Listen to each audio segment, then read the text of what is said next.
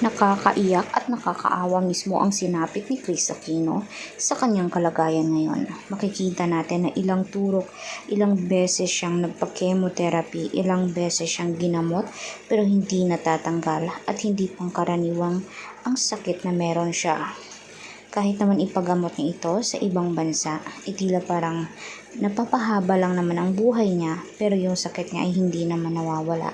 Ang layo-layo na ng mismong pisikal niya na itsura sa noon sa ngayon. Halos butot balat na ito at halos parang naging matanda na. Ang kalibangan lamang niya ito ay ang pagiging active sa social media, panonood ng videos para lang naman hindi siya mismo ma-stress. At kasama din naman niya ang kanyang mga anak doon. Pero ngayon naman marami talagang netizen ang nagulat sa kanyang bagong muka na halos ang layo mula dito. At ito talaga ang recently na nakatagilid siya na parang yung edad niya is 80 plus na. Parang matanda na talaga. Alam naman natin dahil nga sa sakit niya iyan at naging humantong pa sa stage 5 cancer.